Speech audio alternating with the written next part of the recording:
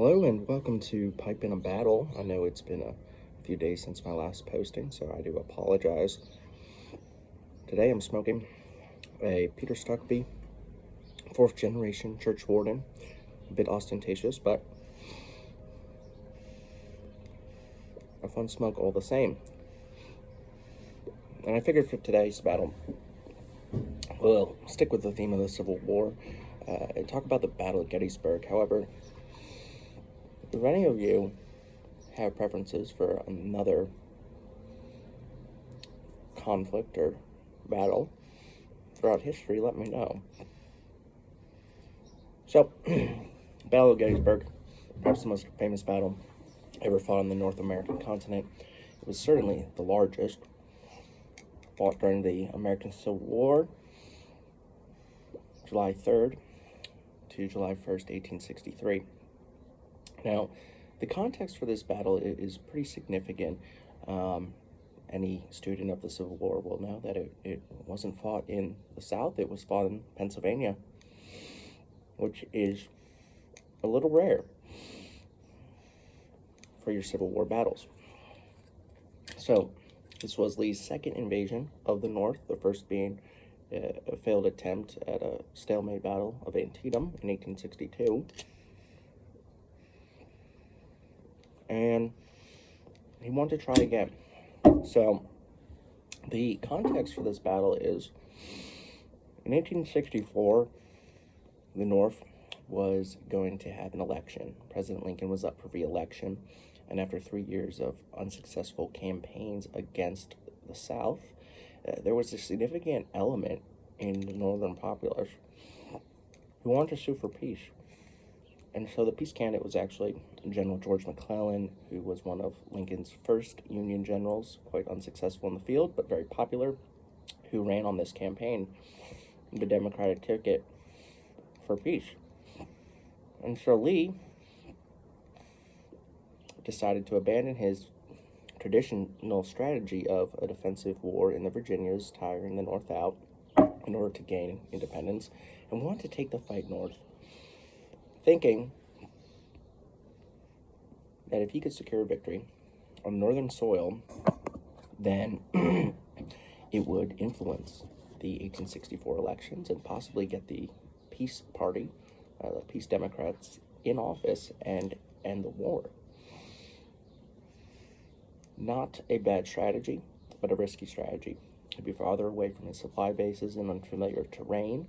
He might not be able to pick the battleground of his choosing, which he had done in every other battle, and he is risking his army at a time when manpower and resource shortages are affecting the Confederate States, and he can ill afford to lose on this big gamble. So, in early May, the Army of Northern Virginia sets out through the mountain passes of northwestern Virginia to head north through western Maryland and into Pennsylvania. Now, Lee divided his army into 3 columns, each having its own little mountain pass to travel through, so as to avoid detection by the Union forces. As is traditional in military tactics, his cavalry commander, the flamboyant Jeb Stuart, was supposed to be screening his advance and letting him know the disposition of the Union forces. There was just one problem. Jeb Stuart was a charismatic leader, very popular, well-liked in the South, and he had an ego. He enjoyed the publicity he got. So, instead of strictly sticking to his assignment and following Lee's army and screening their advance, he decides to run around the Union army, capturing baggage, embarrassing them, and getting much acclaim in both northern and southern newspapers. Even rides out near D.C. and gets behind the federal lines. This infuriated Lee. He commented that, he was now blind as he was advancing north into Pennsylvania, had no reports from Stuart, and had no idea where the Union forces were. The Union, for their part, which at this point in the war, their cavalry was somewhat comparable to the Southern Cavalry was sticking with their army and was screening, probing, trying to find Lee's forces.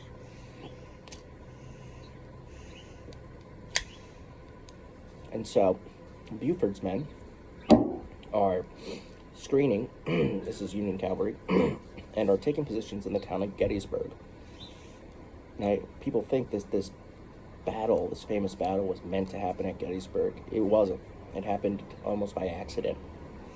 As one of the columns, the Confederate columns, their vanguard was marching through Gettysburg, they run smack into Buford's cavalry. A sharp battle begins in front of the town of Gettysburg, Oak Ridge, where the Union cavalry was entrenched. And Buford quickly realized this was not a screening force. This was not a small detachment of Confederate soldiers, but rather the vanguard of one of those three columns, and that this was a dire situation. He begged for help, reported in his dispatches that this was quite the conflict that was occurring at Gettysburg on July 1st, and Union forces converged to his assistance in Gettysburg. Confederates now, also realizing that there is a conflict, they've made contact with the enemy. The other two columns eventually get diverted, and they start going to Gettysburg. So these two giant armies meandering through the Pennsylvania countryside kind of stumbled into each other, and the stage was set, as they say, at the Battle of Gettysburg. July 1st advances throughout the day with more and more units of both sides being thrown into the fray. And as the day wears on, the Confederates have a slight advantage. They're able to push the Union forces back through the town of Gettysburg, and they're able to take the town. However, beyond the town, where the Union forces now had to retreat to, was a series of hills. And Buford plants his flag on Cemetery Hill, where additional Union reinforcements, will rally. And it's an imposing hill, and it overlooks the town of Gettysburg. Now, historians disagree. If Lee had been more aggressive, perhaps if he had Jackson, who was killed a year earlier at the Battle of Chancellorsville, could he have taken that hill? Maybe. Could have ended the battle right there. But the Confederates consolidate their forces.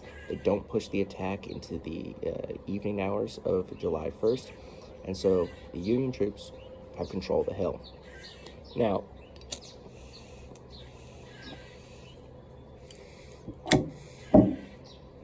by this time, the Union forces and Confederate forces are all arrayed, essentially.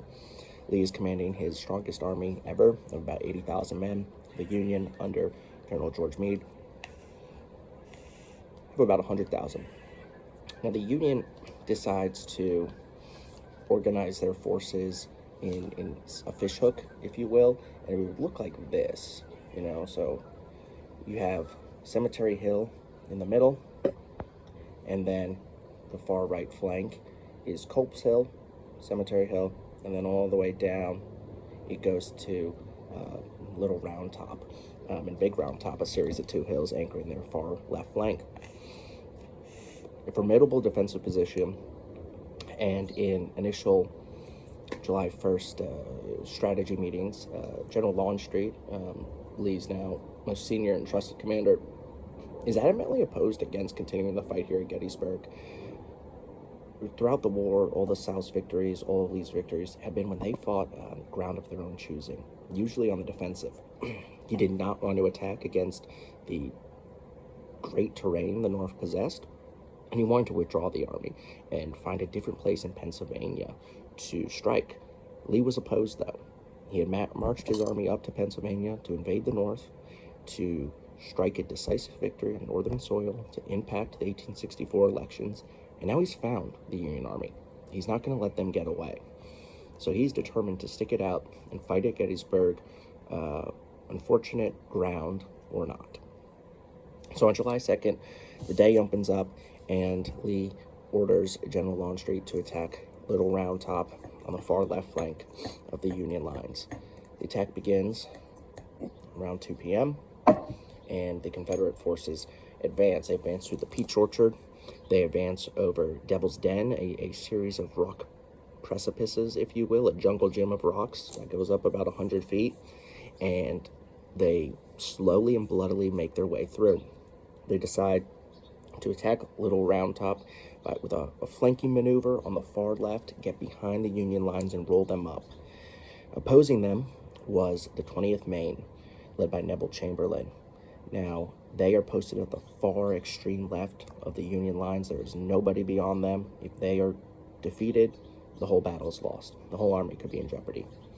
It is a sweltering hot day, well in 100 degrees Fahrenheit, and Little Round Top, while forested, has some tree cover, it is steep. So the conflict begins. It's a bunch of Alabamans and Texan units going up against the 20th Maine. They try to assault the hill 3 times, are beaten back with tremendous rifle fire, but now Neville Chamberlain is out of ammo. He orders his men to fix bayonets. They charge down the hill with no ammo left, beat off the last Confederate counterattack that was rallying, and save the day. The flanking attack at Little Round Top has failed.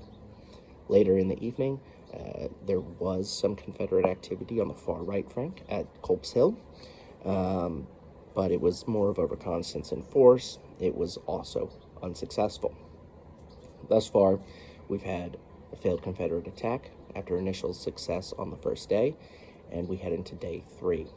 By this point, the Union Army has all of their forces arrayed, and Meade, deciding what will Lee do the next day, trying to get in the mind of this superb commander, decides, will he attack the left during the day of July 2nd? He did a probing on the right on the evening of July 2nd.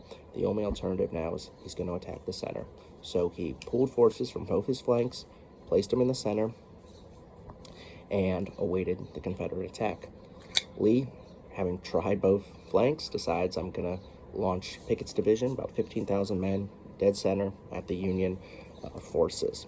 It's about 1,500 yards, I'd say, of a march across open fields from the Confederate lines to the Union center, and the Confederate forces set out on the morning of July 3rd around 10 a.m.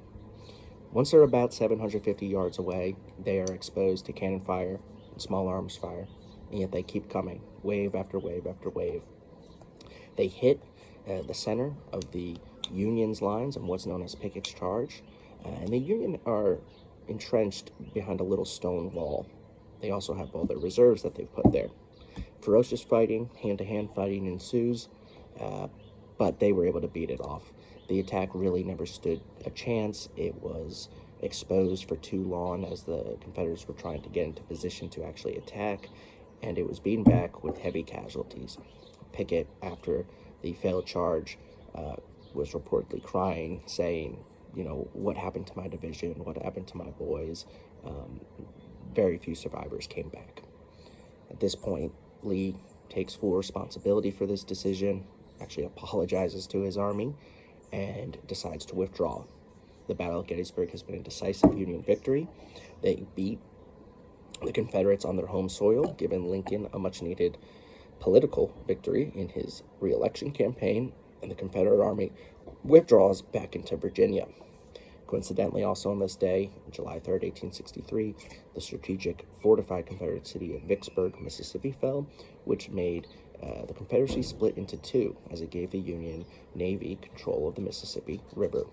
So that is the Battle of Gettysburg. I hope you enjoyed and will join us next time. Please comment, though, if your thoughts and any advice, or if you'd like me to cover other subjects.